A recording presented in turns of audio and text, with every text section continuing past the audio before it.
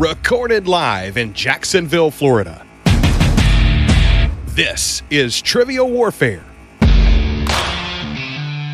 More than just a pub quiz, Trivial Warfare is your gateway to a worldwide trivia community.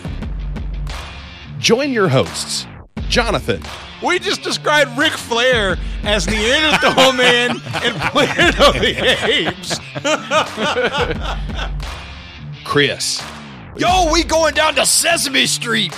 That's your impression of hardcore rap? Carmela. That would irritate the hell out. I'm like, I just want my groceries. My ice cream is melting. Ben. 4 halogens in that list. Oh my God. You were like, it's not the halogens. I'm like, no, Ben, no. Those damn halogens got me again. And the rest of the Trivial Warfare Army for another week of fun and games. Now here's your host, Jonathan Oakes. Hello and welcome back to another episode of Trivial Warfare. We are the podcast that takes the pub quiz out of the pub and brings it home to you. My name is Jonathan, and I am here today with Mr. Ben Leung. Hello, Ben. Good morning, sir. How's it going? I am wonderful. I am staying golden this morning. You definitely should. You should always stay golden. Yeah, man. Ben is wearing his amazing Golden Girls shirt right now. Yep, love this shirt. One of my favorite. We at a poker game at my house. Yes. One of my friends tried to get that shirt from me. Yeah, that's true. Yeah. I actually had a dream last night that I was shirtless and I was at a party or something. I don't know what it is about me and not wearing shirts. You know, now that I think about it, that is the shirt you were wearing when you flashed us. Yes, the Casey and JoJo song. Yes. The famous drunk KG and JoJo flash. Yes. It's amazing. Oh, yeah. So me and Ben have a history with that shirt. Yes, we do. So we have a great group today, man. First up, joining us today, Tim Leung is with us. Hey, Tim. Hello. Welcome to the show, my friend. Thank you. Lyrka Lawler is with us today. Hello, Lyrka. Hey, good morning. Welcome to the show. Thank you for having me. Thank you for being here. And last but not least, Stephen Gheysens is with us today. Hey, Stephen. Hey, guys. Thanks for having me on. All right. So we are going to have a fabulous time today. I can feel it in my bones. But before we do that, actually, I don't want to say before we do that. Before we have a fabulous time, let's get to know them. Let's do all this boring stuff about our guests. That sounds like, oh, that's real dumb. That's real dumb. Let's try this. We're going to start our fabulous time by getting to know each of you a little bit better. Tim, tell everybody where you're from, what you do, and something fun about yourself. So my name is Tim Leung. I live in Fitchburg, Wisconsin right now, which is not that far from the state capital of Madison. I'm originally from Irvine, California, in Southern California, and I moved up here for a job. I am a technical trainer at a medical records software company. I teach some of our software developers how to program in our language and our programming framework and stuff. Most of my time right now is spent taking care of my 2.5-year-old daughter. But outside of that, I try to do amateur sports like triathlon and trying to get back into running. The COVID pandemic has done a little bit of a number on that, but there's just try to get back into it as soon as you can. So you're one of those, are you like a naturally athletic person, or are you just like a super hard worker? I would not say that I'm naturally athletic, but I do work hard. I don't know that I would say I'm a super hard worker either. It's one or the other, bro. You can't do a triathlon without either being athletic or working your ass off. I do work hard. There are some times where I work harder than others. I remember some times where you're getting up at 5:30 in the morning and getting ready to train because you have to get to work later on. So nowadays, not working as hard as I used to, I would say. I understand that. I feel the same way. I honestly feel the same way about a lot of things in my life. It's like, this year I haven't been as mean to myself this year. True. All right. Well, Tim, it's super great to have you here. Lyrka, tell everybody where you're from, what you do, and something fun about yourself. I'm from a teeny tiny little town at the edge of the universe called Big Rock. It's about 50 miles west of Chicago, where I grew up and lived most of my life. Is there, in fact, a big rock there? Not really. Really? But there is a town called Little Rock about southwest of here. Southwest of here. Yeah. Maybe it was about the rock and roll, though. Maybe they named it because there was like a big concert. There is no rock and roll here. Oh, no. All right. I'm sorry to interrupt. Big Rock really intrigued me. Please go ahead. It's a lovely little town, though. We are one of the last towns that actually have a plowing match every year. Whoa. So Plowing match. they actually plow fields. It's a competition where they compete with either big equipment or horses. Wow, man, that. So it's actually honestly, kind a of horse fun. plowing race sounds pretty cool. Yeah, I mean, Maybe I'm old school. in that town, plowing is literal. There's no figurativeness about it. They literally plow. That's It's right. a farm town. Yep, it's a What farm did you town. think she was talking about, Ben? I mean, Okay, just checking. Just checking. there are other types of competitions out there for plowing, but So Lyrka, what do you do? And something interesting about yourself, not just the town that you're in. Oh, I was going to say, I am in digital media, which means I do graphic design, video, and photography. Ooh, cool. And something interesting about myself, I was on Jeopardy in April. I was just thinking you were a recent champion, if I'm not mistaken. No, unfortunately. No, I wasn't a second. champion. You came in Even second. Yeah. but it was I'm great. sorry, I got mixed up there. In my mind, you're a champion, though.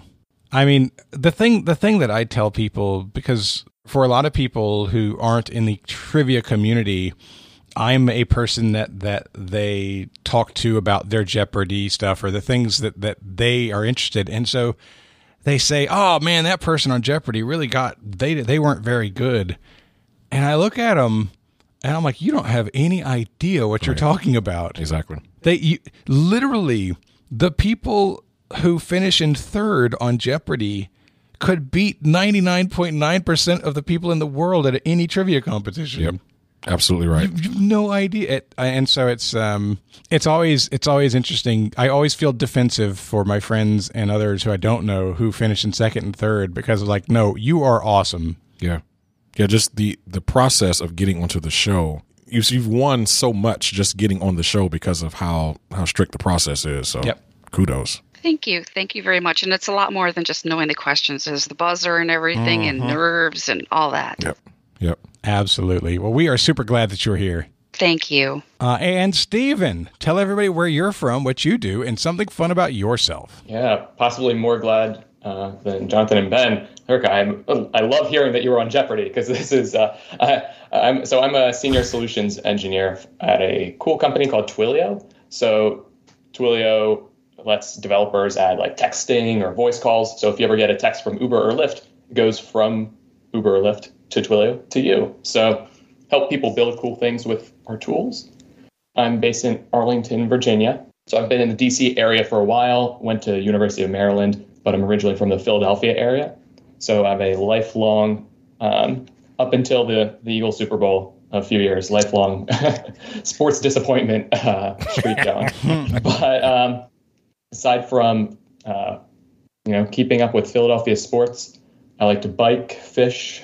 My wife and I are in the middle of trying to I'm not sure if you've ever seen this. The national parks have this passport that if you go to every national park, they'll stamp it. And we're currently in the middle of it. Nice. Yeah. That's cool. Yeah. Love that. So how many have you done so far? we probably have about a dozen so far. Nice. Gotcha. Yeah. Awesome. I find it funny the guy that says he's from a sports disappointment city is talking to a guy from Detroit. I just find that just really yeah. Seriously, do the 4 or 5 Pistons championships in the last 30 years not count? Well, not in the last 20 years. Yeah, in the last 20 years, the Pistons have won championships They won with Rip one. Hamilton and Chauncey Billups. They won That's- one. My God, you needy man. I'm thinking more the Lions. The Lions' disappointment just kind of overshadows all the other sports. So Oh my God.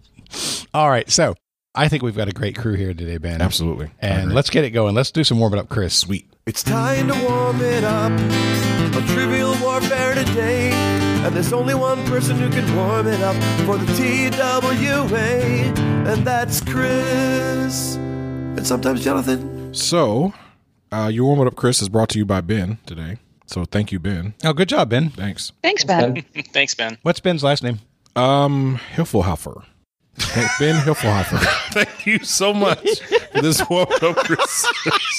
You have a wonderful last name, Ben. Oh, That's what you came up with on the spot. just on the spot. Oh my Hiffelhofer. God. I am well caffeinated this morning, as you can tell. All right, so here's your warm it up, Ben. I'm going to give you the name of a chain restaurant, and I want you to tell me whether they currently primarily serve Coke products or Pepsi products. Oh boy. Wow. Man, about 10 years ago, 15 years ago, I could have aced this. Yeah, me too. Now? Not so much. All right, so Jonathan, we're going to start with you. All right. You get McDonald's. Oh God. Okay. McDonald's, they're Coke brand. They're Coke. They are Coke. That's correct. Do we have any tricky ones in here? Like, are we going to get hit with like an RC or a Dr. Pepper or something? No, this is just Coke and Pepsi. Okay. Yep. I couldn't find a major third competitor in any of these major brands. So, all right, Lyrka, you get Subway, or you eat fresh. Subway, I'll say Pepsi. Subway is Coke products. Yep. All right, Tim, you get Wendy's. Since it's been 2 Coke products, I'm going to say Pepsi. Wendy's is Coke. Coke. Oh! You know what? It's hitting me now because I drink diet drinks and I hate Diet Pepsi. It does stand out when a place has bad soda. Yeah. Yeah. So maybe that's an in. Yep. I've definitely been at some of these places with you and have had that experience with you. So Diet Pepsi is the worst of the diet soft drinks. It is terrible. And I actually prefer Pepsi over Coke, but I agree with you 100% on that one. All right, Steven, you get Buffalo Wild Wings. B-dubs. See, this is where I would use Tim's logic and say, Pepsi's in business for a reason. Let's go with Pepsi for B-dub. They are Pepsi. Good job. All right, Jonathan, Nice. you get Panera. Panera is a Pepsi place. Panera is a Pepsi place. Good job. Because I can't get a good drink at Panera. It's awful. Yeah, I can't disagree. If you don't like Pepsi, nothing else is really good. Well, except Mountain Dew, but At the end, they don't have Diet Mountain Dew. I've had so much Diet Mountain Dew in the last 10 years that Mountain Dew is undrinkable for me. Oh, really? It's way too sweet. Yeah, that's a good point. I'm that way with coffee because I've drunk black coffee for so long. If it has sugar in it, it's like, Wow. Yeah. All right, Lyrka, you get Arby's. Arby's has Coke products. Arby's is Coke products. Good There job. it is. They have possibly the best fries. Them or Chick-fil-A. Oh man, yeah, that's like a bold statement. Of the fast food joints. Now, Five Guys fries is like amazing. What about lots of people love McDonald's. Back in the day when they actually put crack in the fries, they were the best fries hands down. But now they've kind of fallen off. I think they put less salt in them or something. I think they do too. Something. I'm with you actually, and I'll throw, if they're done right, Five Guys and Zaxby's. Yes. Zaxby's has the seasoned salt they put on them. Yeah. Yeah, those are very good fries. 100%. Just don't mind us. Just 2 fat boys talking about fast food. Oh man, French fries. All right. I wonder if I can talk MJ Jonathan did into a Five chef kiss Guys over here. tonight. I was going to jump in with the In-N-Out Burger, but that's just a West Coast thing, so not everybody knows about it. But you can watch them cutting the potatoes right there, so you know they're not like processed like any other way other than just cut the potatoes, fry them right there. I've had the In-N-Out fries. I went specifically last time I was in Nevada. They're good. Yeah. They're not Five Guys good. They taste the most like fries that you would make yourself at home because they make them right there. That's a good way of describing it's it. the most accurate homemade fries. But yeah, that Five Guys seasoning is fire. All right, Tim, I think you're next. You get Papa John's. Oh, so does nobody eats inside of a Papa John? I'm going to go say Coke. Oh, it's got to be Pepsi. Papa John's is Pepsi. Yeah. Oh, no. When you order a pizza there, they're like, would you like a 2-liter Pepsi? And you always say no. I've never eaten in there. I think it's exactly what you're saying, Jonathan. Yep. Yep. All right, Steven, you get Pizza Hut. Pizza Hut. Competition with Papa John's, so I'm going to say other side of the court. Let's go with Coke. That's Pepsi. Pizza Hut is also Pepsi. Yeah. Pizza Hut's been Pepsi for the longest time. I feel like Pepsi actually created restaurants, at least 1 or 2, as ways to sell more soft drinks. I don't think that's the case with Pizza Hut, but there's another connection here that I'm not going to say because there's something about this that's out there, and I don't know exactly what it is. Indeed. Jonathan, your next one is Chipotle. Okay, I don't ever go in the Chipotle. But I'm seeing the black background with the red circle for the Coke Zero. I'm going to say Chipotle is Coke. Chipotle is Coke. Good job. Dang. All right, Lyrka, you get Sonic. Sonic is Coke. Sonic is Coke. Nice. Good job. You could have also said Sonic is flavored lemonades and other colorful Sonic. drinks. A million things. Literally a million different combinations. But there's nothing that I love more at the Sonic is Dr. Pepper. Diet Dr. Pepper with chocolate syrup in it is spectacular. Oh, my. I haven't heard of that combo. Oh, it's awesome. fantastic. Chocolate syrup. I'll have to try that. I have to try it now. I don't want to try it. I can't let myself like something like Yeah, that. that's true. Good point. All right, Tim, you get Applebee's. Oh no, Applebee's. I'm going to say Coke. Applebee's is Pepsi. Tim's like, I didn't want I'm going to Applebee's. miss all the questions here, and I'm going to get them all right in the regular game, right? Is that how that works? Crossing my fingers. Sometimes. All right, Steven, you get Hooters. Hooters. I think I've set foot in one Hooters, and I'm going to go Coke. I think it's Pepsi. Hooters is Pepsi. Yeah. Yeah, the last time I was at Hooters was with you, and you ordered a Coke, and the girl was like, "Is Pepsi okay?" You were like, "No." Yes. Jonathan Literally, it's like, tables.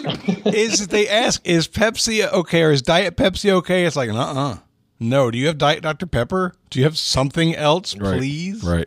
It's hilarious. I want you to go out and immediately sign a contract with Coca-Cola products. I was at there's a place called True Food, which is a fancy, like healthy, not healthy, but like farm to table kind of thing. Yeah. And they don't sell like sodas at all. And I gave the waiter such a hard time, not in a mean way, but just in a playful way, that about 20 minutes into the meal, he came back from the back with a cold can of Coke Zero that he said one of his chefs had a 12-pack back there, and he grabbed it for me. That's amazing. I know. I was like, dude, that's a big tip right there. Oh, that's man. Good. That was legit. Jonathan, your next one is KFC. Pepsi. KFC is Pepsi. Yeah. Good job. Lyrka, yours is IHOP. IHOP. I never go there for pop. Let's say Pepsi. It is Pepsi. Good job. Nice. Tim, you get Hardee's. Hardee's. I'm going to say Coke. Hardee's is Coke. Good job. Boy, we got a roll now. Yeah. Got one. Steven, you get Domino's. Domino's. I feel like this pizza trend, I'm going to go Pepsi. Domino's is Coke. Domino's is Coke. Oh, there's no pizza trend. You have been fooled. You've been stymied. Jonathan, you get Taco Bell. All right, last time around. This is the last one. Taco Bell. Pepsi. It is Pepsi. Good job. Yeah. Lyrka, you get Chili's. Chili's is Coke. Chili's is Coke. Tim, you get Whataburger. I've never been there. I will say Pepsi. Whataburger's Coke. Oh, no. And Steven, you're going to round us out with Denny's. Denny's. I'm going to go with Coke. I think it's an American staple. Denny's is Coke. Great job. So, what was I remembering? What is it about Pepsi and restaurants that I'm trying to remember? You said there's a connection at some point. Oh, the connection was at one point Pepsi actually owned portions of Pizza Hut, KFC, and that's what I'm thinking Taco about. Bell. They didn't create them; they owned them. They owned them for a short time. That's what I was thinking about. Yep. And once you had said that, Ben, I was really hoping that I would get one of the KFC / Taco Bells, because once it was established Pizza Hut was Pepsi, I'm like, oh, they're all the same chain. Yep. I think I lucked into most of those, and there are really strong connections in my mind between Pepsi and those places. Yep, absolutely. All right, that was your warming up Chris question of the episode. Thank you, Ben Heffelhofer, whatever your name is. You don't mess up the man's name. Thanks, Ben. My God. Sorry, Ben. All right, so this is episode number 332. Before we get to the game, I want to remind everybody, we have trivia calendars for 2022. They are for sale right now. They're for pre-sale. They'll get shipped out in November, early December. They will get to you by Christmas. So the website is triviacalendar.net. This is a partnership between myself, Trivial Warfare, and Katie Sikelski, recent 3-time Jeopardy champion at the Inkling. We've been doing this. This is our 3rd year doing the calendar. Each calendar is $25. If you buy more than one, you get a 20% discount, which knocks the price down to $20. They make great gifts. And this year, not only are they being, we now pay fact checkers, right? Okay. So we have Humdinger who comes behind, and if there's ever a mistake with something or something has changed in the calendar on our Twitter feeds, we share Humdinger's update. But Humdinger is actually a person behind the scenes going through and validating all of those trivia questions. Oh, wow. Yeah, so you get the most accurate trivia from now on. Yes. from now on. So don't complain about what happened in the past. This is a new day. That's a new day. And so triviacalendar.net. Be sure to check that out. And I did tell Katie this the other day. I said, hey, I'd love to see people actually share that link. If you like the calendar, buy it because you like the calendar. But if you like us, then share the link, triviacalendar.net, and tell your friends to buy it because you like us. Yes. That's the difference. Buy it for yourself. Share it for us. Yep, absolutely. Put that link out there, people. All right, today's game, it is going to be Steven and Lyrka versus Tim and Jonathan. Ben is hosting. This is episode number 332, and it's time to play the game. Play us. Oh, yeah. Y'all know what time it is. This is Mr. Literature himself, cordially inviting you to the game. This is 6 rounds of trivia goodness. 3 questions per round. Every right answer gets you 10 points.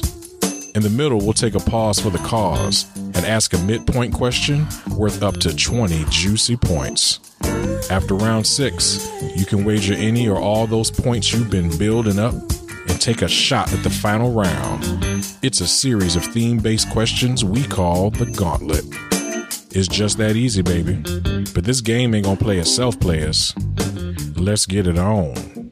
All right, round 1, question 1. Your category is sports. Sports. What company was founded in 1993 and featured a tank, an axe murderer, and a rampage? We could meatloaf it. 2 out of 3 ain't bad.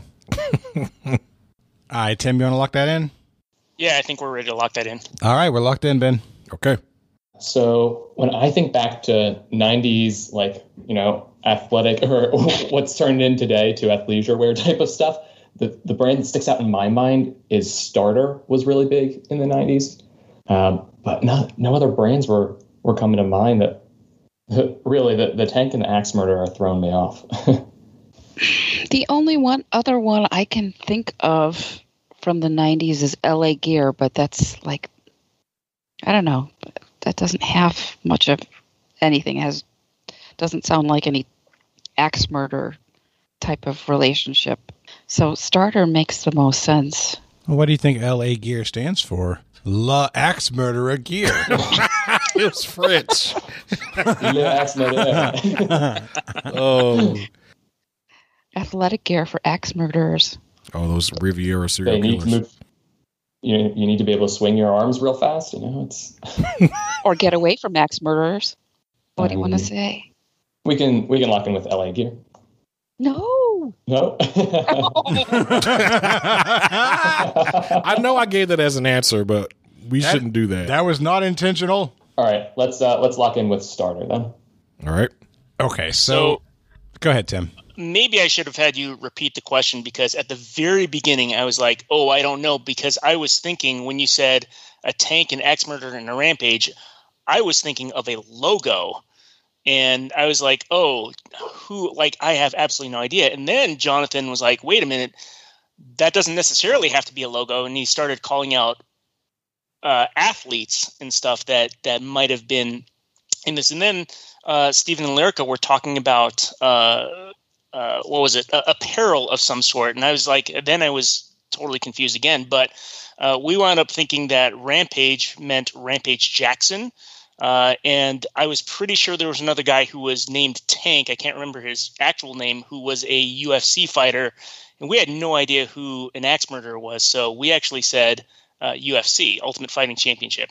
This company featured Tank Abbott, Wanderlei the Axe Murderer Silva, and Rampage Jackson. It is UFC. Woohoo! Oh, I definitely walked down the wrong path there. When you said Rampage, I was like, this is a name. When you said Tank, I was like, these feels like names to me, not logos. Yep. That helped a lot. Yep. UFC has some of the most colorful nicknames you'll ever find. Even better so than boxing. Your second question around is in Ben Murder's a Hit. Oh, boy. Okay, hold on. Yep. Hold on tight. Yep. Center your chi. All right, I'm ready. Name this 2011 one-hit wonder. Oh, my God. It's not a mega hit? It got over 100 million YouTube views. That's not as big a deal as it used to be. But despite getting over 100 million views, it was routinely dubbed by critics as the worst song ever. Oh, well, can we get 20 points if I lock in before hearing the lyrics? No. Oh, No, man. no. I got to guess. All right. Here are your lyrics. 7 a.m. Waking up in the morning. Gotta be fresh. Gotta go downstairs. Gotta have my bowl. Gotta have cereal. Seeing everything. The time is going. We're good to lock in. All right, we're locked in. Did both teams lock in? Oh, I thought that was Tim who said that. No, sorry. that's me. No, That's yeah, you. we're locked in too. So we'll talk actually. Yeah, when you said worst song ever, YouTube, I was 2011. thinking in my head, and Tim actually wrote, should we just pre-call Friday? And I'm like, yeah, that's exactly like, I would have put Friday in without a single lyric, and none of the lyrics are taking me away from that, so we locked in with Friday.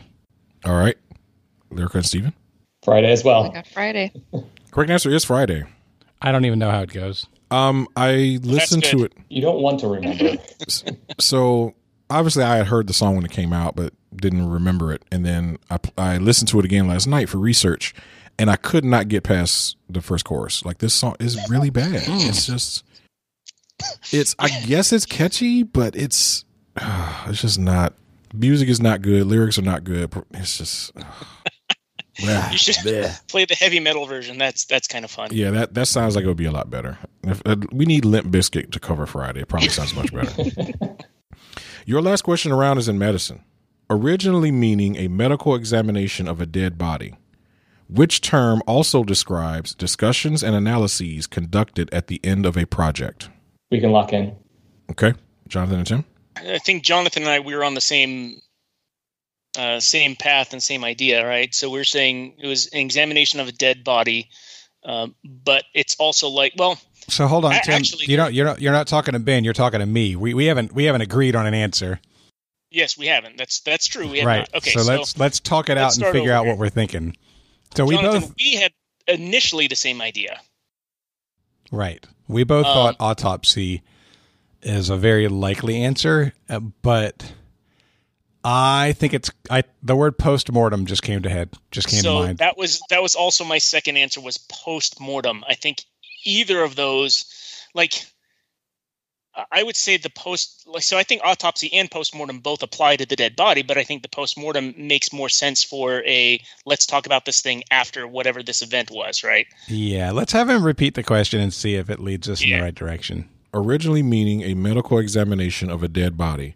Which term also describes discussions and analyses conducted at the end of a project? Okay, so he didn't lead us directly to it by saying after life or after death or whatever. But at work we do postmortems. We don't do autopsies. Sure.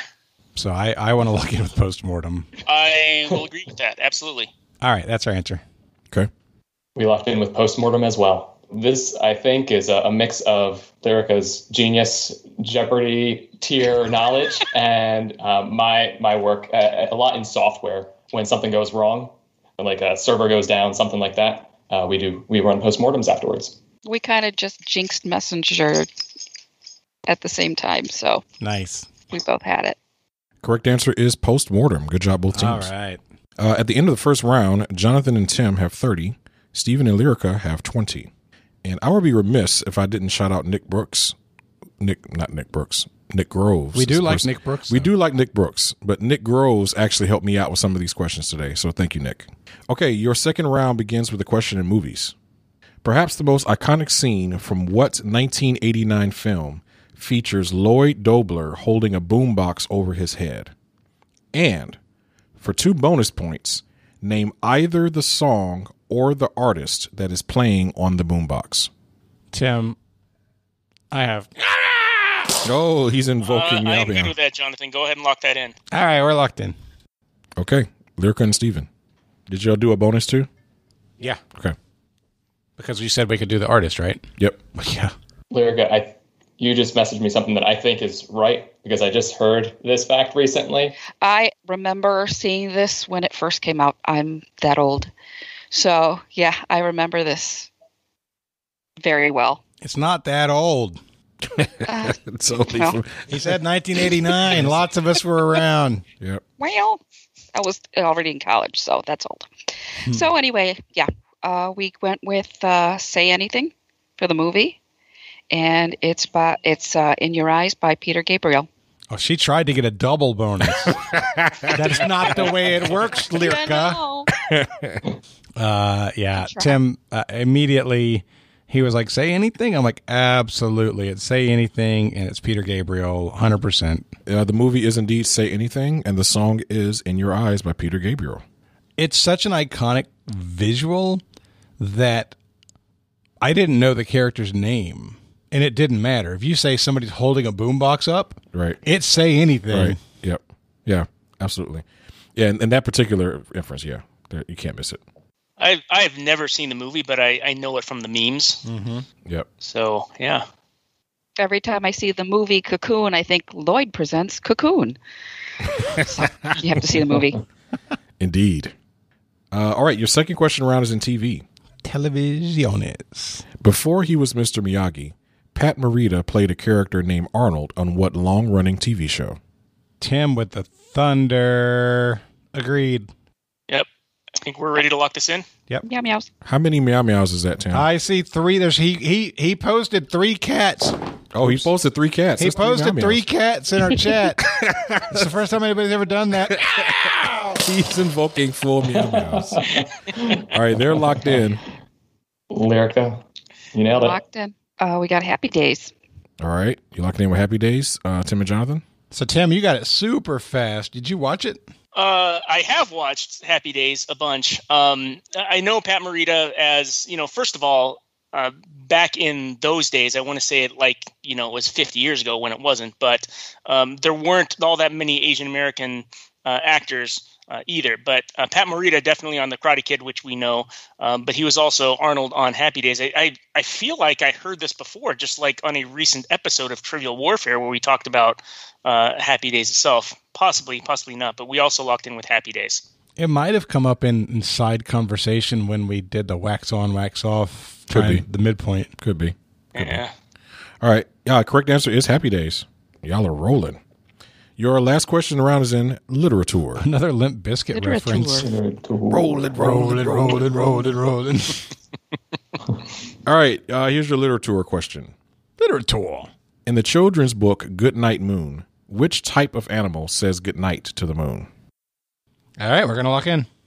Okay. So I just messaged Lyrka that the first thing, I don't know why, that popped into my head was an owl.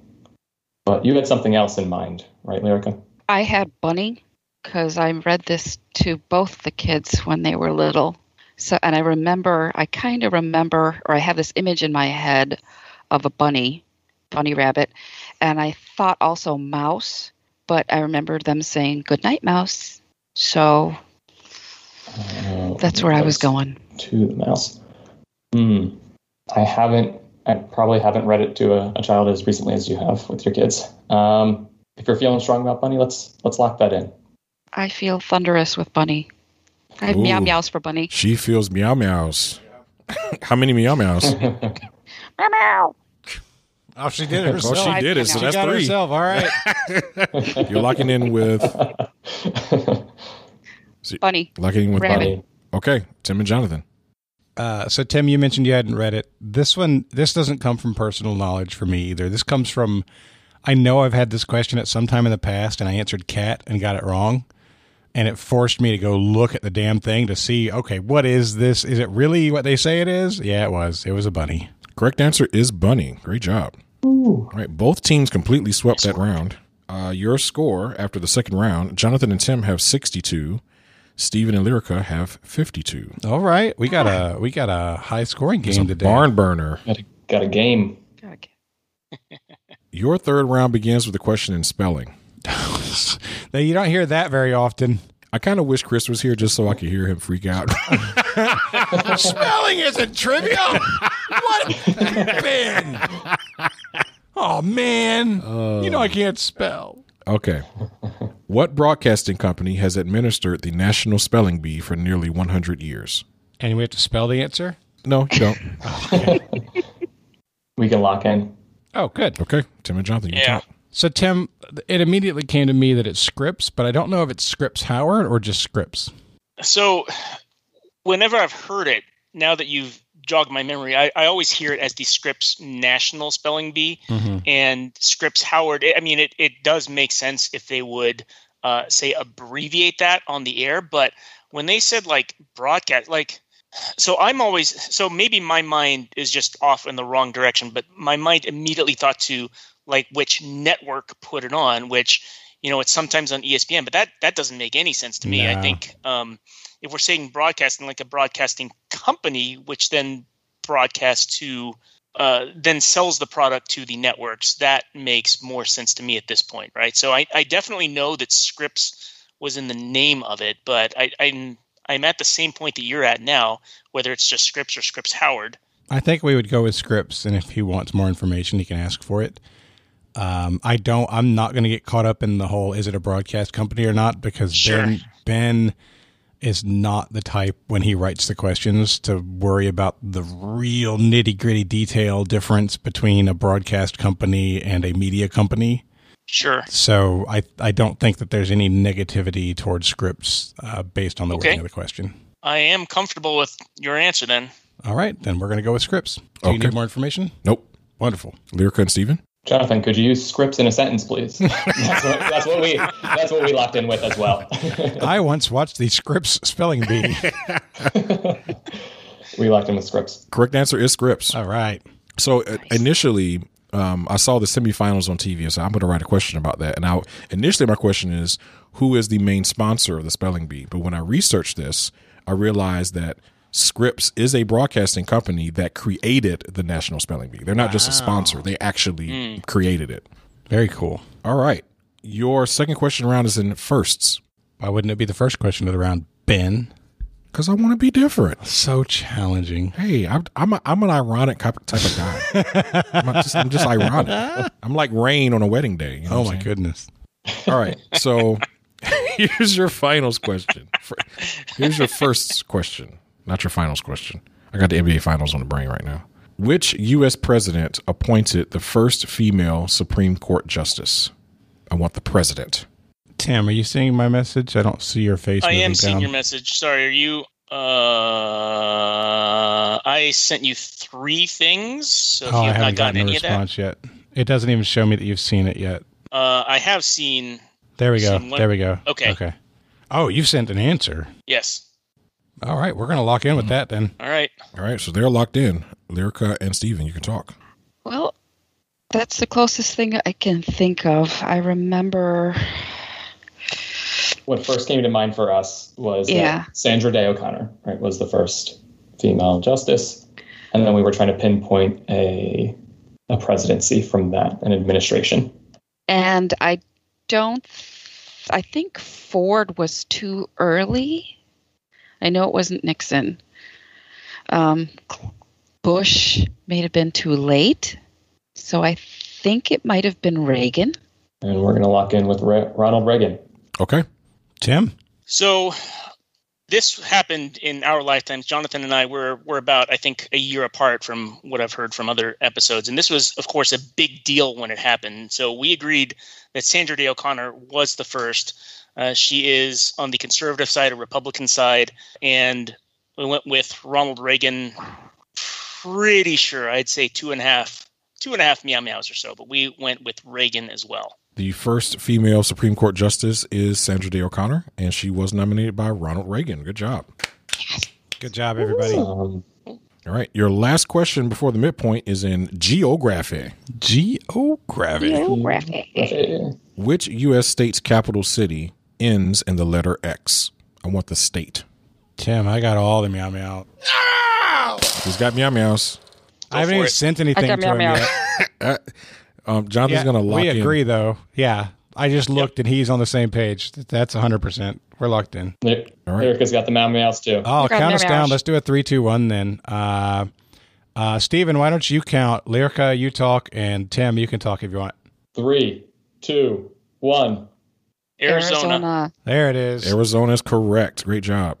And great job, Nick Groves, for sending that super easy question. Super, right? I'm like, dude, that's like a level 2, 3 question. You should have put like a 15-second time limit on that thing or something. No, whatever. So a minute ago, he was thanking Nick Groves for helping with questions, and now he's like, "Oh, I got this from. Oh, I didn't even read these. Nick, what is this crap?" I did read them, but that is on par for Nick to get praised and punished in the same episode. Like, thank you for helping me with questions, but send harder ones next time. I haven't talked to Sarah, but I imagine that's what it is. Right? Oh. At the end of the third round, going into the midpoint, Jonathan and Tim maintain their lead. They have 92. Steven and Lyrka are right behind them with 82. Ooh, wow. So literally, your difference is UFC. Hot fire. Yeah. Okay, here's your midpoint question. Your category is televisiones. TV. Television. For 4 points each, name the 5 primary hosts on the original run of the TV show Mythbusters. Oh, whoa. I will accept first names. Oh, good. Okay. Oh, yeah. I watched so many episodes of this show back in the day, and it's killing me. Ben, you said we needed 5 names? 5 names. I can see that we have 4. We've had 4 since the beginning, and I can see the 5th person's face. It's clear as day, and it's very frustrating to not have the name come up with the face. Unfortunately, I'm not really helping out because I have very rarely seen this. Jonathan, I mean, if you, whenever you come up with a 5th name, go ahead and lock that in because I am not helpful right now. We're at a similar point where we have 3 of the 5, and we can picture the other 2, but it's just working on the names. It's just like blanking on those. I think we're going to have to toss some guesses in there, Lyrka. Yeah, I think so. I don't know. No, that's not it. So, Tim, I'm not getting it. I can give you this is the other name that is the best I'm coming up with, but I'm pretty sure it's not right. So I was just throwing out ideas to hopefully jog your memory because I don't know what the answer is. And if you want to just go ahead with that, go ahead and go with it, and I'll be fine with it. It's just really frustrating because I should know this. How much time do we have, Ben? Yeah, I was just about to say we want to circle on the answer for both teams. All right, we're gonna lock in. So Lyrka, you want to explain the ones that we got quickly? Lyrka, you can. The ones we got quickly were Adam, Jamie, and Grant, and then the other 2 we're kind of drawing a blank on. We can picture. We remember there was a white woman and another white guy, and the names didn't stand out. So I wasn't thinking that it would be an unusual name. So I was just kind of thinking through common names, and the other 2 names we'll lock in with are Mark and Laura. But pretty sure that we're going to get corrected here. And yeah, Adam and Jamie were the main hosts, and Grant sadly recently passed away. Did he really? He did. I think it was very sudden. That sucks. So. Okay. But Mark and Laura. All right. So you're locking in with Adam, Jamie, Grant, Mark, and Laura? Mm-hmm. Okay. Tim and Jonathan. Yes, we are. So it's Adam Savage and Jamie Heineman. Grant Imahura is the Grant you guys named. The white guy's name is Tori, which is damn near impossible to get if you don't know it because it's not a common guy's name. And so I always struggled between Tori and the redheaded lady's name because I, for the longest time, thought Tori was her name. And I think I thought the same thing. Yeah, and it was only after like a couple of seasons that I paid close enough attention. Like, why do they keep calling him Tori? So I knew he was Tori cannot remember her name. And she's the one, I had a crush on her. She's beautiful and smart. Everybody loved her. Can't remember her name to save my life. We went with Kelly as our final answer. Oh, so close. Karen? All right. I'm going to reveal. So both of you are right. Your main hosts were Adam Savage and Jamie Heineman. You did also have Grant Imahara. He was kind of the robotics electrical engineer specialist. He did recently pass away of a brain aneurysm, so R.I.P. to Grant. God. You did also have Salvatore Belleci, who was known as Tori on the show.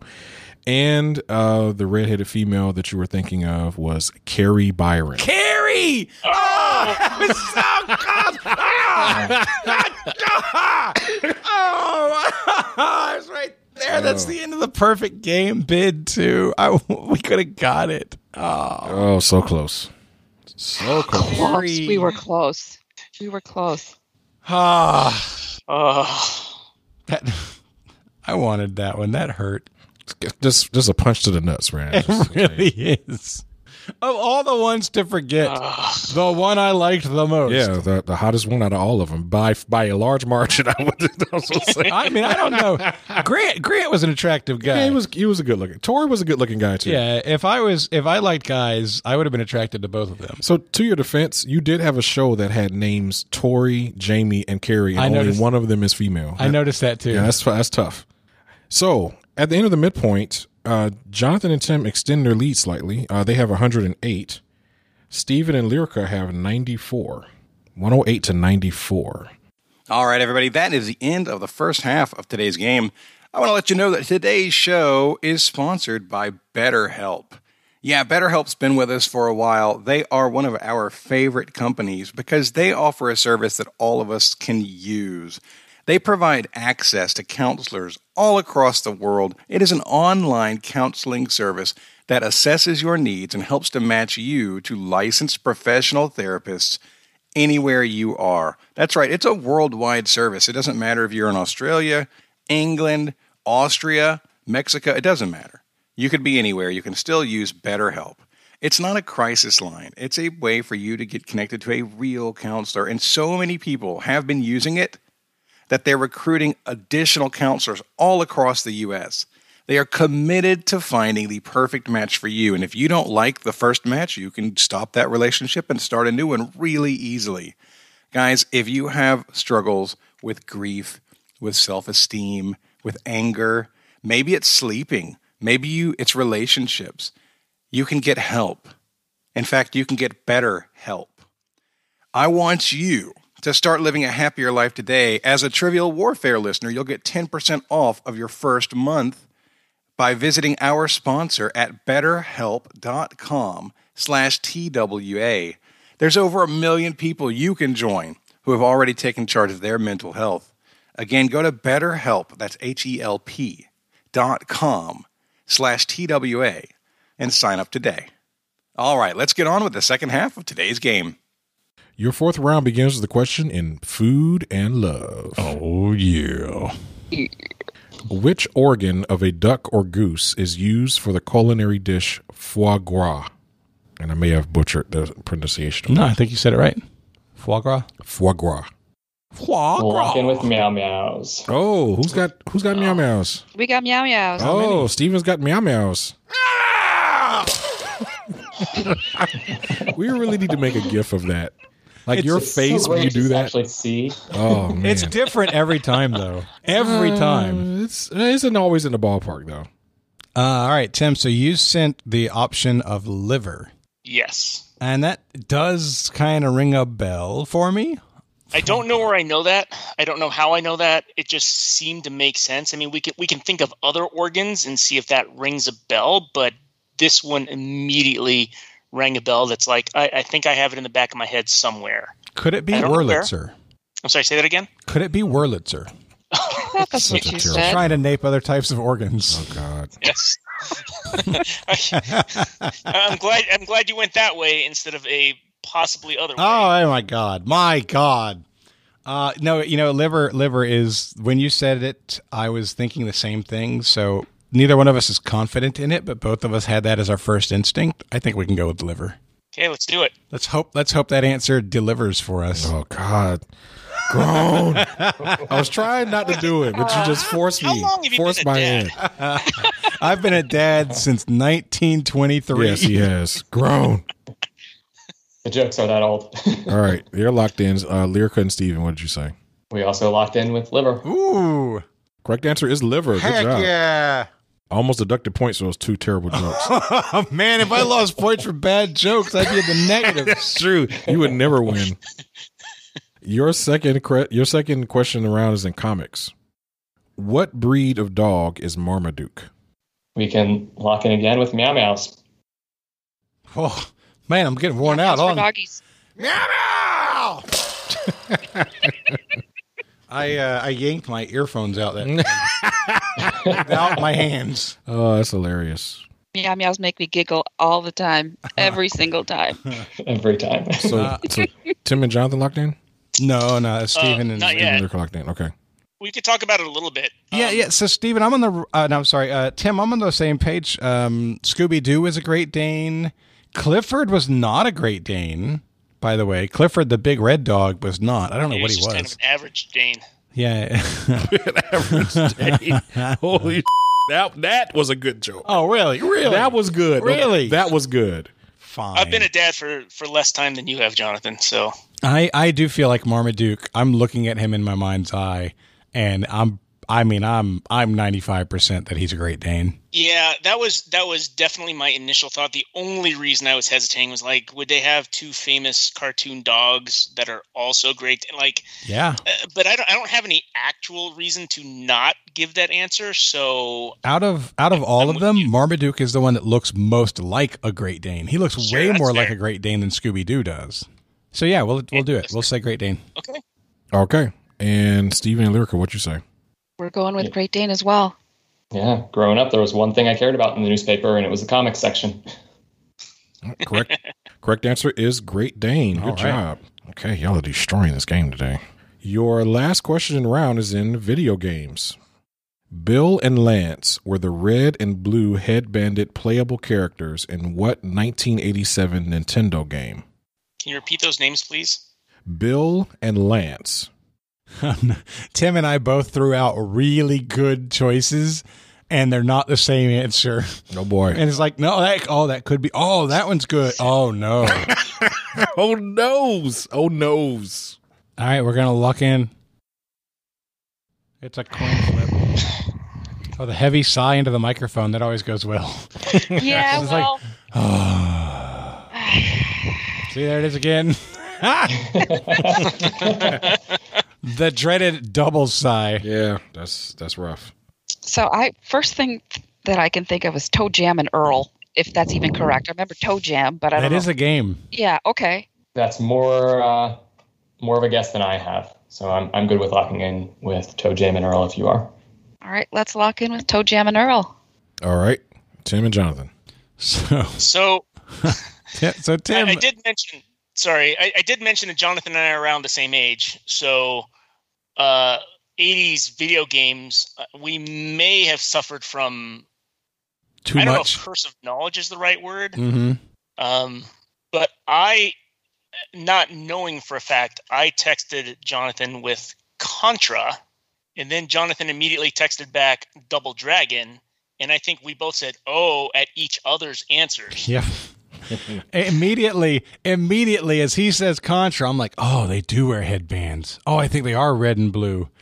And then as I'm sending Double Dragon, it's like I know they had headbands on, and one of them was blue and one of them was red. So I feel like both of these, I think this is a pair of games that have a similar characteristic. And it's like, well, how do we choose? The year doesn't help. So the only thing I could help with is I know in Double Dragon they're brothers, and I feel like one of the brothers' name might be Johnny. And if one of them's Johnny, then that means they're not Bill and Lance. So that led us down the road to select Contra. All right. This particular game I remember because you could use the Konami code to get extra lives. Yes! Correct answer is Contra. Yes! Oh, yeah! Oh, I'm so excited. Oh, We were yeah. really hoping you picked the wrong one. So sorry. That's okay. Double Dragon was such a red herring because Double Dragon 2 on Nintendo, which was the one that I liked better. Bob and I played Double Dragon 2 a lot. And one character would be in all blue with a blue headband, and the other one would be in all red with a red headband. Yeah. Oh, yeah, good stuff. They were trying to rescue their sister, I believe. What is the Double Dragon family name? I don't know. You go ahead. You can go ahead. I'm just going to look this up real quick. Oh, you're fine. That was the end of the round. Oh. Jonathan and Tim have extended their lead. They have 138. Steven and Lyrka still very much in it at 114. So I'm looking at Double Dragon now, and the original Double Dragon cover, they're not wearing their colors. They have gray headbands on the original cover. So what I'm thinking is in-game, but maybe they didn't get the... You could be thinking of Double Dragon 2. No, I mean, you could see it right there. Red and blue. Yep. They're definitely wearing it. Yep. Trying to find Billy Lee and his brother Jimmy. Billy and Jimmy Lee. Wow. And they're looking for rescue Billy's girlfriend Marion. There was a Bill. Wow, that was Maid close. Marion, huh? There was a Bill. Oh. Oh. Wow. Konami just saying. Your fifth round begins with a question in music. In 1969, who was the final performer at the Woodstock Festival? Oh, damn. You going to give us anything else? Nope. Oh. Ah, loud.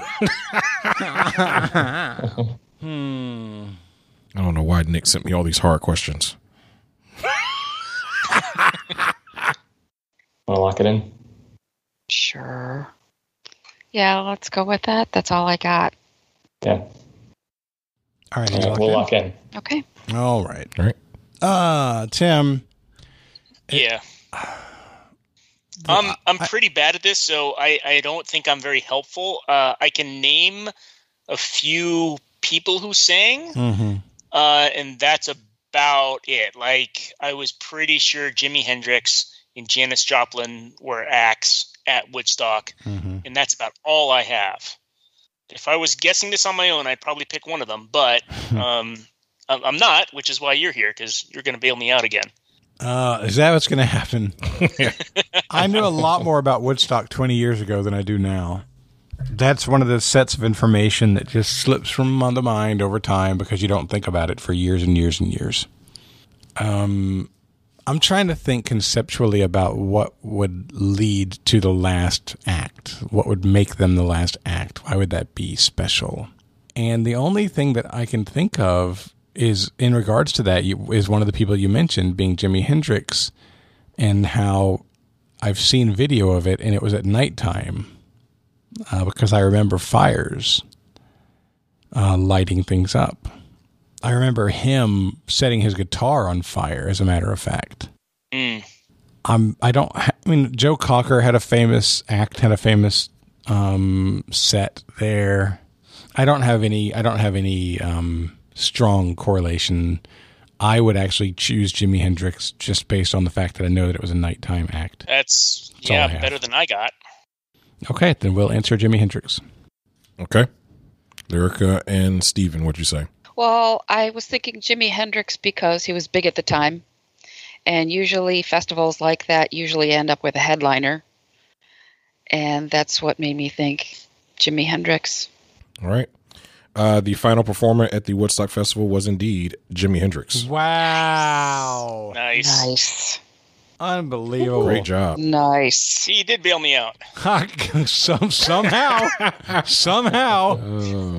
Your second category in the round is in science.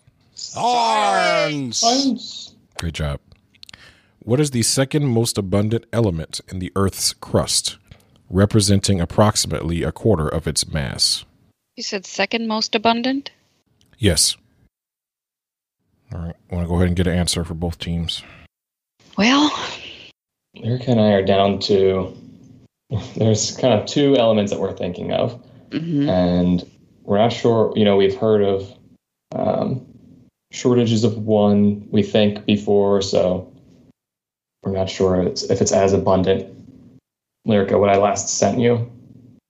yeah. Okay. Yeah, that works. Let's go with that. All right. You're all locked in. We'll lock in. Yep. I'll lock in. All right, so both Tim and I are trying to get the other person to make the decision.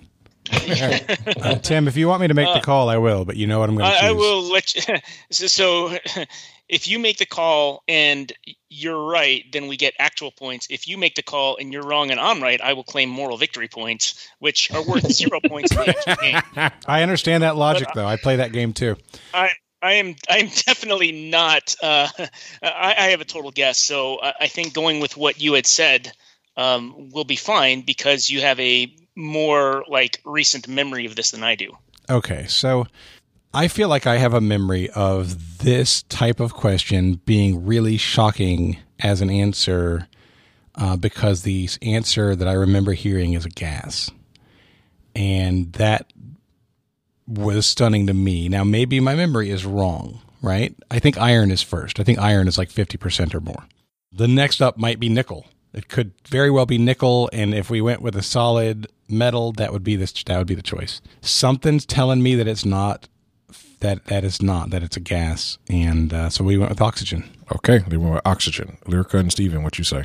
Go ahead. So we were between a couple solid elements, and we were down between silicone, because we know that it makes up sand and similar elements. I think it's also in quartz, and carbon, because organic matter, plants, animals, when they die, they turn into oil, and right, that's all carbon based. We went with carbon. Okay, you went with carbon. All right. So I can tell you that the most abundant element in the Earth's crust, which makes up about 44% of its mass, is oxygen. God, I got it mixed up. It's iron. The second most abundant element, making up about 27%, is silicon. Oh, Iron is, I think, fourth. Oh my God. Yeah. It's crazy. We almost hurt some more.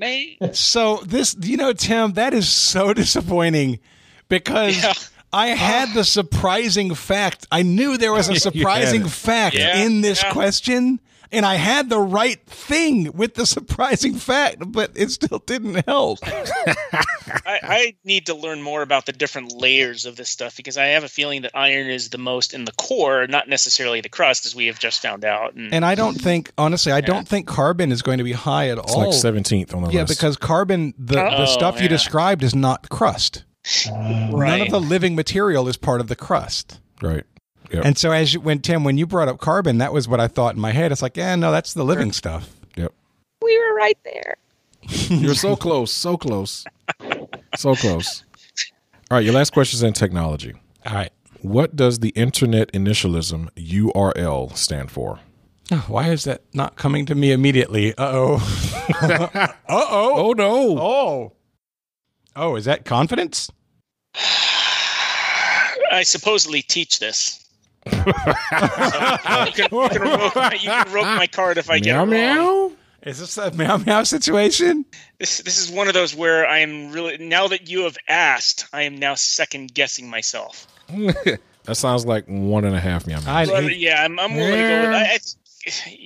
I'm willing to go with one meow meow on that one. All right, we're gonna lock in. If you have not contradicted me right away. No, it sounds right to me. Okay, we'll lock in. Okay, Lyrka and Steven. And it's funny because my day job is in software, web applications, all this as well. And there's also a similar term, URI, that's used in a lot of the same contexts. And my reflex was that it's Uniform Resource, I want to say locator. Lyrka, did you have any? I defer to your expertise. It's clearly not much expertise. That sounds I'm getting the hell out of this question. All right. We'll lock in. Okay, we'll lock in with Uniform Resource Locator. Okay. When I teach this, I rarely use the full name. We just call it the URL because our software developers at least know what a URL is. We just type this in. We just type in the HTTP. It finds the URL and goes to the right IP address and all that. And a lot of times we know what the acronym is, like what it means as far as like how it is used, but we don't necessarily always remember what the actual acronym stood for. I do also know that there's a URI, but we also locked in with Uniform Resource Locator. All right. The initialism URL stands for Uniform Resource Locator. Good job, guys. Hanging in there. At the end of the 5th round, Jonathan and Tim have 158. Woo! Stephen and Lyrka have 154. Woo! Holy snap! Ooh, doggy. Y'all have held Ravenclaw to 10 points so far, so it's a really good defense there. Here's your 6th round. Begins with a question in, this is actually historical resume. Okay. So here's how this question works, those who are not familiar. I'm going to give you 5 facts about a person from history. After I read each of the facts, each team will have an opportunity to lock in an answer. Okay. The team that gets the correct answer with the fewest number of facts will get the 10 points. If both teams lock in after the same answer and get it right, you both get 10 points. And obviously, if you lock in the wrong answer, you get none. Does that make sense to everyone? So I'm going to read the first fact, and I'll give each team, what do we do, like 1 minute between questions? So I'll give you each 1 minute to decide whether you want to lock in or not. If no one locks in, I'll go to the next question. Once one team locks in, I'll read the rest of the clues for the other team. Okay? Hey, do a quick score check. I have 158 to 134. Okay, you said 154 a minute ago. I did? Mm-hmm. I apologize. It's 158. I was like, wow, we really pulled in.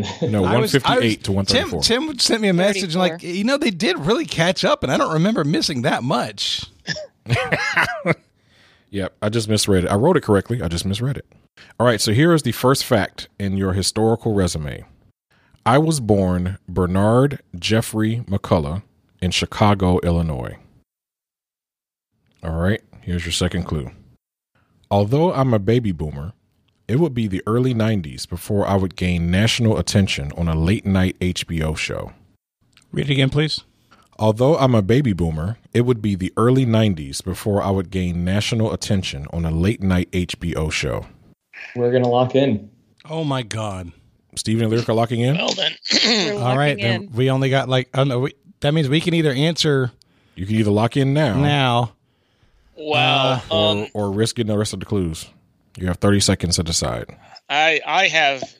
Well, we could think about it for either 30 seconds. I mean, if they miss it, then we get all the clues. Yeah, I am not confident at all. All right, then we're not going to lock in. We don't know, so we're gonna use our points advantage and hope they miss it. And if they get it right, then good on them. We want to hear the rest of the clues. All right, here are the remainder of the clues. Okay. Just for giggles, what is your initial impression? If I had to answer something right now, I would say Bernie Sanders. Okay.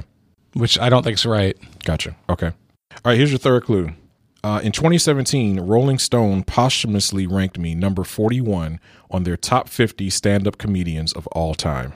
Oh, I now have a guess, but I'm going to send it to you, but we're going to hear the rest of the clues since we can. we can talk. They've locked in. No reason to send that's anything. fair.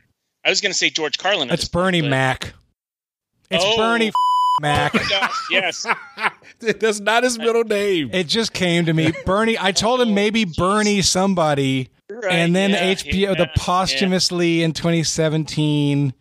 It just hit me. McCullough. Oh, it hit me too late. That's the kind of thing that I could have gotten off the name if my head was in the right space to hit it. You know, I needed something more. I needed just that little bit more to put me in a comedian's face. Do you want to hear the rest of the clues? No. I spent so much time writing these clues. What else did you have? In addition to having an eponymous TV show, I've also starred on the big screen as a philandering pastor, a private detective, and a roguish casino dealer. In the hood, this here's what we call a twin. Actually, I did the wrong quote. He did the Cindy Sin part. I have to do this part. I'm one of the original kings of comedy, and my taglines include "Who you with?" and "Bust up to the white meat." All right, so y'all locked in with Bernie Mac. Lyrka and Stephen, what you lock in with? Bernie Mac. Wow. It is indeed Bernie Mac. You got Bernie Mac off of Clue 2, which was Baby Boomer late night HBO show. Actually, Lyrka is amazing at this. Locked in after the first clue. or she knew after the first clue. I said, "Do you want one more, just so we can make sure, because they're not locking in." Wow. But I said, wait a minute, he's not a historical figure, though. So how did you get? How did you get there? How did you get there, Lyrka? Like just the name enough? You put them. You said, okay, maybe McCullough would be Mac and Bernard would be Bernie. And Chicago. I knew he was born in Chicago. God bless it. I wish I said Bernie and I didn't get to the Mac part fast enough. I was trying to think of nicknames and it just didn't hit me. Oh, God. Indeed. So great pull, Lyrka and Steven. Really great. All right. So since Lyrka was balking at him being a part of history, here's an actual U.S. history question. In Bernie Mac's hometown of Chicago. In the Supreme Court case Brown versus Board of Education, which city's Board of Education was ruled to be in violation of the 14th Amendment? I want the city. 100% with you, Tim. That's the name that came to my mind, too. We can lock that in. Okay. Yep. Lyrka and Steven. So my gut here is, if I remember correctly, it was in the South. Yes. So I was thinking around Alabama, Mississippi, Arkansas type area. I was thinking either Little Rock or Birmingham. But, Birmingham was the site of other civil rights era initiatives. Lyrka, did any specific locations come into mind for you? The one location that came to mind is Montgomery, Alabama, but I'm not sure about that at all. So Montgomery bus boycotts. I could see it all kind of building in the cultural shift. I'm good with locking in with Montgomery, Alabama, if you are. Okay. All right. Let's lock in with you. Sorry, Ben, did you say there was... The city. I want the city. The city. The city. All right. We'll lock in with Montgomery, Alabama. Okay. Tim and Jonathan. So, Tim, I know how I know it, just osmosis over time, probably hearing it 3 or 4 times. How did you got it really fast? How did you get it? So before I was a trainer of software, I was also a high school math teacher. So this is the type of thing that, we go over. Plus, it was also in it was pretty important in our U.S. history classes, depending on which state you were in, right? But I had always heard of this as Brown versus the Board of Education of Topeka, Kansas, like the full name of the actual the case. So we had both basically said that at the same time. Yeah, it was in my head. I was about to type it. I looked down, and you already had it on my phone. I didn't have it that way, that just having it as the official name. The two were just connected for me, so yours was even stronger than mine. The case is the Brown versus the Board of Education of Topeka, Kansas. Wow. All right. Makes up for Bernie Mac. So, Lyrka and Steven know that was a bit of a blow, but fortunately for you, the penultimate question in this game is the showdown. Showdown. All right, so here's how the showdown works. I will ask a question with multiple correct answers. Each team will be given 3 minutes to submit a list of answers. The team with the most correct answers gets 10 points. Any list with an incorrect answer will be disqualified. Now, Lyrka and Steven, since you are trailing, you get to choose the category that you want to do the showdown in. Your choices are money or Olympians. Do you have a preference? I was thinking money. My historical sports knowledge outside of Philadelphia sports isn't great. He can tell you everything you want to know about Dick Vermeil. Ron Jaworski. Neither is my, I don't know, is that the word bailiwick? I don't know. Nice. But so out of curiosity, you used the word, I think I learned this the other day, like a couple of months ago, and I really love it. Do you know what a bailiwick is? Not exactly. That's why I wasn't sure if I was using the right term. I believe it's the territory owned or run by a bailiff. Like a bailiff runs a bailiwick. I think this is true. I'm going to look it up because we got to cut it if it's wrong. But I love it. I love it if it's true. So it's sounds like it's kind of same thing. Territory, expertise, general area. So I don't know. Not for sure. But you want to go with money? Let's do money. Let's go with money. And it is true. A bailiwick is the person responsible. So the bailiff is a person responsible for a bailiwick. All right. It's one less thing for Humdinger to do. There you go. All right. It's just one less thing we get trolled about in the Trippy Warfare group. Okay. Lyrka and Steven, here's your showdown question for money. According to x-rates.com, I have a list of currencies that have the lowest conversion rate as compared to the dollar. All of these currencies have a conversion rate below 2. All right. So, for example, the Japanese yen trades at 110 to the dollar. That's their conversion rate is 100. So these are the ones worth the most. These are worth the most compared to the dollar. Okay. All of them have conversion rates below 2. Does everyone understand? Okay. All right. Tim, do you understand? I understand the question. Good luck with the answers, though. Yeah, well, sure. Yeah. All right. Your 3 minutes begins now. All right. 1 minute left. Okay. Time is up. So go ahead and compile your answers and send them to me. Here you go, Ben. Okay. Okay. What do you think, Lyrka? Should we drop the last one or keep it? For all the marbles. Yeah. Keep it. Okay. All right. Let's see. Give me a minute to tabulate here. All right. Both teams submitted 4 answers. Are they the same 4, Ben? They're not the same 4. Oh, my gosh. So Jonathan and Tim, you submitted the British pound, the euro, the Canadian dollar, and the Australian dollar. Those are all correct answers. Yes. So Lyrka and Steven, you submitted the euro, the Canadian dollar, the Australian dollar, and the Swiss franc. Those are all correct answers. Oh, it's a tie. Both teams get the points. Is the Chinese yuan a correct answer? No. Thank God. Oh. From bottom to top, your currencies are the Bulgarian lev, the New Zealand dollar, Singapore/Brunei dollar, Australian dollar, Canadian dollar, then Swiss franc, then euro, British pound, the Omani rial, the Bahraini dinar, and then number 1 is the Kuwaiti dinar at 0.3 per dollar. Wow. Those are your strongest currencies in the world compared to the dollar. That All right, money. so both teams got the points. That's a rarity. I need my paper back, please. You got your paper. And I threw my brain off because rarity is also the name of a My Little Pony. Okay, so let me make sure I read these right. Going into the gauntlet, Jonathan and Tim have amassed 178 points, which is quite the impressive game. Steven and Lyrka, they're no slouches either. They have 154 points. So 178 to 154. Your category for the gauntlet is Sprite. I apparently have lost the ability to do basic subtraction. With the phone in your hand, no less. Extremely concerning. With a phone. I don't want to use a calculator.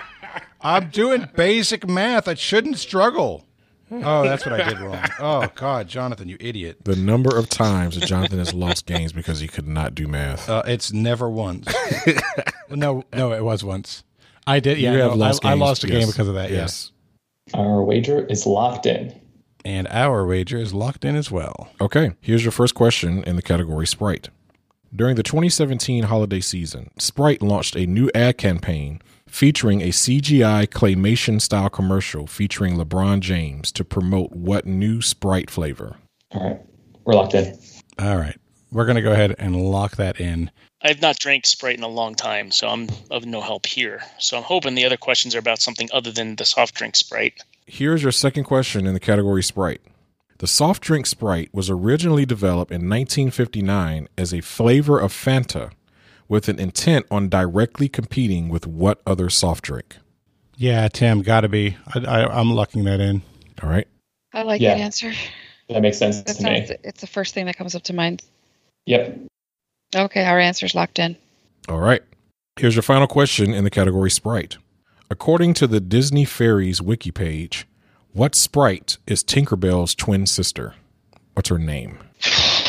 I've seen some of the shorts and some of the films in the Tinkerbell series as a father in the last 10 years with Disney Junior, and they're actually quite good. That means you have the answer, right? I am aware of the answer. Why couldn't you ask about the Pirate Princess Fairy? I remember that one better.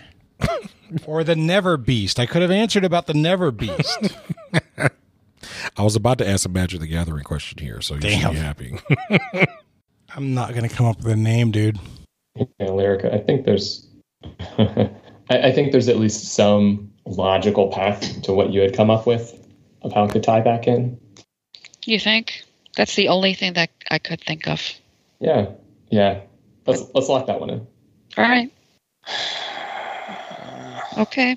All right. So, Tim, I was telling you, I remember one of these movies, and I'm pretty sure that Tinkerbell's sister is a winter fairy. Mm-hmm. So Tinkerbell's a summer fairy. She wears the green leaf and everything's sunshine and whatever. The winter fairies are a little bit paler and they all wear light blue colors and dark blue colors. I can tell you that Tinkerbell is not a standard name style for these fairies.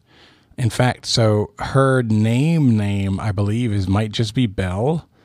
Tinker is her class. If you think of it in D&D terms, she's a tinker. Sure, okay. So she's Tinkerbell. So like other ones just have normal names. So it could be something as generic as just winter. Sure. I don't, you suggested Winter Bell, and I was like, no, it doesn't have to be a bell. I mean, I am just throwing out names so that I'm hoping something sticks with your memory, because I have not seen any of these other Peter Pan, these other Tinkerbell, any of these other They're all ones. made for kids, 10-year-old Right. kids, 5-year-old kids. Yeah, and I've got a 2.5-year-old and haven't seen that yet. So You're going to get to it. They're really good. It's a good series. Sure. We're re-looping Toy Stories 1 through 4 over and over and over again right now. I got parenting advice for you that I didn't follow, but I've learned. And this advice is this. Don't give them the good stuff so early. Oh. Start them out on the really childish stuff. Start them out on the stuff you grew up with or the stuff that your parents grew up with, and let them work their way into the Pixar and the other stuff as they get older, so they appreciate it more. If you start them at the top, like Toy Story, then they never, ever have an appreciation for the stuff that you watched when you were a kid. That's good advice. This is something I've learned. Could have used that advice 2.5 years ago, yeah. I screwed this. I did the opposite of this, and now it's like when I want to show Sebastian something that I think is amazing, he's like, whatever. Yeah, I'm definitely starting Zoe on Thundercats and He-Man. And there you go. Anyway, I think we should answer winter. Okay. All right. So your answer's locked in? Our answer's locked in. Okay. All right. All right. So during the 2017 holiday season, Sprite launched a new ad campaign featuring LeBron James animated to promote what new Sprite flavor? Tim and Jonathan, what did you say? We thought Sprite Clay was a good option. It's a reddish bubbly drink. No, we're hoping that this is Sprite Zero, so we said Sprite Zero. Yep, just going to make Sprite taste even more like metal. Good job. Lyrka and Steven, what you say? We heard them talking through that, and we joked, is Zero really a flavor? So what Lyrka actually came up with, and I think had a wonderful holiday tie-in, was cranberry. Okay. Huh. The soft drink Sprite was originally developed in 1959, intent on directly competing with what other soft drink? Lyrka and Steven, what you say? We went with 7-Up. All right. Tim and Jonathan? We believed in making 7-Up yours. Nice. All right. And according to the Disney Fairies wiki page, what Sprite is Tinkerbell's twin sister? Tim and Jonathan, what did you say? We went with winter. Okay. Lyrka and Steven? Lyrka came up with an idea for a name similar to Tinkerbell. We thought family, twins. The only thing I could think of was Clarabelle. Okay. So we locked in. 2017 Sprite commercial featuring a claymation LeBron James. Sprite did not make a clay-flavored beverage. However, you picked up on the holiday clue. It was cranberry. Oh, no. Nice. Oh, boy. Oh, good job. Oh, boy. Yeah, so Sprite was originally a Fanta flavor, and the story behind Fanta is fantastic. Check that wiki page about Fanta. There. It's fantastic. It's fantastic. Really I see what you did there. It really is. They were intent on directly competing with 7-Up. So good job, both teams. Is there a Fanta documentary somewhere? I just read there are highlights on Wikipedia. All right, cool. Pretty cool. How they came up with the name Fanta. I heard of it as a Nazi drink from Germany. It was developed in Fanta, not Sprite. Fanta. I don't know if it was specifically developed by Nazis, but it was West Germany. They did specify that in the wiki page. I didn't read that far. And according to the Disney Fairies wiki page, Tinkerbell's twin sister is Periwinkle. Oh, Periwinkle. Yes. Yes. I have a feeling what they may have wagered based on your celebration, but let's start with Steven and Lyrka. What did you wager? We decided that we were gonna, if they wanted to up their score a bit, almost out of our range, but not fully, they'd go at least 1.5 times. So we try to get just above that. So we'd have to wager 114 to be over 1.5 times what they wagered. Okay, so you wager 114. That brings your score to 40. Jonathan and Tim, as long as you did not wager more than 138, you will have won the game. What was your wager? That is a stunning situation. Drum roll. The logic, I didn't follow the 1.5 thing in terms of the why. The logic was very, very clear for me. We are ahead, and it would be absolutely horrible if we got the answer right and still lost because they got the answer right and also bid a lot. So we bid for the lockout, and if my math is correct, we bid 131. That is what we bid. So we finish with 47. Yes. Oh. So your winners today by 7 points, Tim and Jonathan. This is why the logic part of this was confusing for me. There is no reason for us to bid more than that. Yeah. Yeah, so Jonathan and I differ slightly in our approaches, but usually we end at the right place, end at the same place. At the same place. It's not always right. It's not always right, but we usually end at the same place. So for me, I'm looking at what is the range if you're ahead. 23 is the least you could bet and miss it and be safe. The most you would ever bet would be 131 because that's the most you would need to cover regardless of what bid they are. So you're just betting within that range at that point. So with a final score of 47-40, out of all that scoring, yep, the hardest questions were in the gauntlet. Yep, that's true. And Tim, your strategy paid off. Woo. He bet big, he missed it, and still won. So your winners are Tim Leung, and Jonathan. Congratulations. Good job, everybody. Congratulations. Good game. What a barn burner. Yes, absolutely. Holy moly. We haven't seen that many right answers in a long time. Yeah. Y'all blew all my goals right out the water. Over 300 points combined. Had 3-2-1. Yeah. Y'all thoroughly defeated Ravenclaw today. You should feel good about that. All right. Well, before we go, we like to give everybody a chance to do shout-outs and promote causes they care about. Tim, why don't we start with you?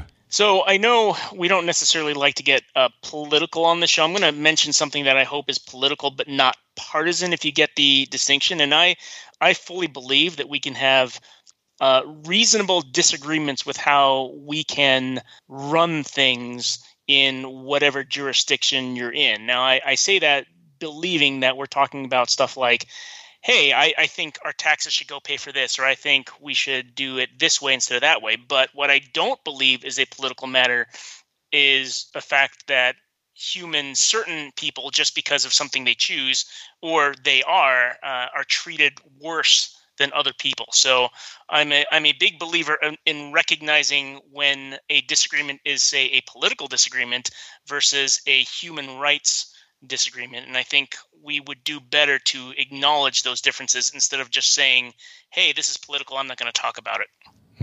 All right. Well said. Thank you. Lyrka, over to you. Well, I think we're trending in the wrong direction right now. I know in counties closer to us, COVID rates are going up. And in the country with the new Delta variant and everything, we're going backwards. I just think everybody should just go get their vaccines and let's get out of this. Let's get better. I couldn't agree more. I'm afraid, and I haven't done, since this is a topic I wasn't thinking we were going to talk about, but it does feel like what is happening is that because vaccinated people are actively reintegrating with life, unvaccinated people are also fully re-engaging. And if everybody is fully re-engaged, but only half of the people have a level of protection, then you're going to see rates rise. Mm-hmm. If everybody is, if companies are saying, no, we all come back to work. Disney reopened, right? And I love Disney reopening. Mm-hmm. Actually being open, they've just really decreased the rules recently. Mm-hmm. And I was at Disney recently, which is why it's top of mind. And I looked around and I thought to myself, there's got to be maybe a third of the people or more here who aren't vaccinated. And if everybody gets back to normal, but not everybody is protected, it's going to get worse again. Yep. So that is a timely message, Lyrka. Thank you. Yep. And Steven, your turn. Yeah.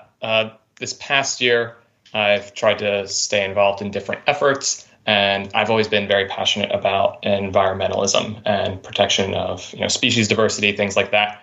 I've gotten involved this past year in a great organization in the DC, Baltimore area called the Chesapeake Bay Trust. I invite you to check it out if you're local, potentially donate. But, it's just where I volunteer my time. And with although we've cut down on pollution this past year from a lot less travel, there's been a lot more use of single serving, plastics and other things that are polluting the environment. So I recommend you check out local and get involved in local environmental organizations to keep your local parks and national parks clean and whatnot. This past year, my wife and I started composting, which was way easier. You just throw the stuff into a bin and somebody picks it up. Like that's really all it took at the end of the day. But we had to, you just have to look that up and see if that's available in your area. Keeping things green. Very cool.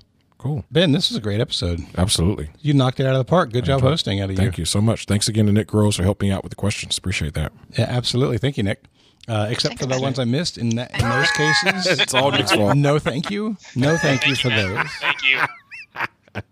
Actually, Nick and I have been talking. We're probably going to find a chance to get together sometime in the fall. He might come down here. I might go up there. I don't know. But a good time is going to be had. Yeah. Cool. Actually, it's funny. I was talking about Disney and traveling. I'm traveling more now. I'm actually going to a conference soon. Okay. It's a podcasting conference in the beginning of August, so I'm excited about that. And I'm excited to see people again. Mm-hmm. So I'm going to be in Nashville the week of August 3rd. Okay. So from August 3rd to August 6th or so, that's a Tuesday to a Friday. If you're in Nashville or around Nashville, let me know, and maybe we can get together. Awesome. Great city. So that'll be a lot of fun. And I think that's going to wrap us up. So for Lyrka, for Tim, for Steven, and Ben, my name is Jonathan. This has been episode number 332 of Trivial Warfare, where it's not just trivia, it's war. Bye, everybody. Bye. Bye. Bye. Bye, all. Bye, everybody. Thanks for listening to Trivial Warfare. Be sure to check out the revamped TrivialWarfare.com as your one-stop shop to submit questions, join the community, and get access to over 150 archived episodes. Warm It Up was written and performed by Matthew Stevens. This episode was edited and produced by me, Joel Sharpton. For help with your podcast, visit ProPodcastingServices.com.